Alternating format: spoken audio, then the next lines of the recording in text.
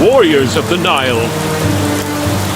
As the sun scorched the endless deserts of Egypt, the mighty legions of Rome marched towards the Mediterranean shores. The golden light reflected in the waters of the Nile magnified the shadows of two great civilizations on the brink of conflict. The Roman Empire had its eyes set on these fertile lands ruled by Queen Cleopatra of Egypt. Cleopatra, with her intelligence and determination, was resolute in defending her country.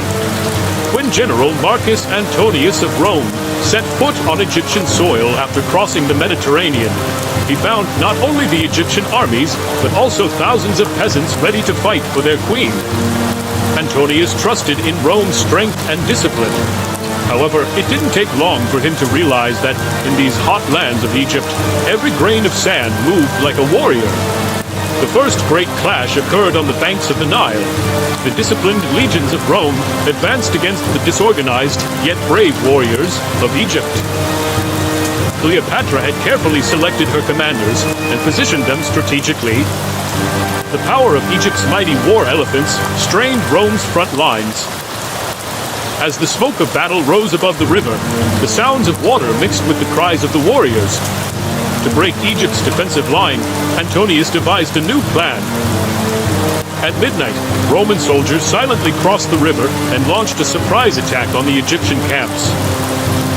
This move greatly surprised the Egyptian army. However, Cleopatra had anticipated Antonius's move and kept her forces prepared. Egypt's warriors met the Romans in the darkness with great resistance. The war dragged on for weeks.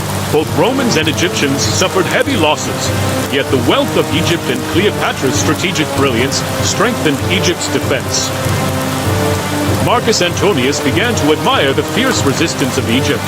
A mutual respect developed between the two leaders.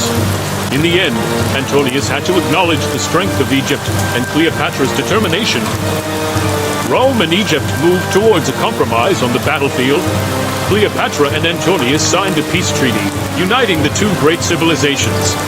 This peace ushered in a new era for both the Roman and Egyptian peoples. The waters of the Nile continued to remember this great war and the ensuing peace. Both Romans and Egyptians preserved the memory of one of history's greatest leaders, Cleopatra, and her struggle for her country along the banks of the Nile.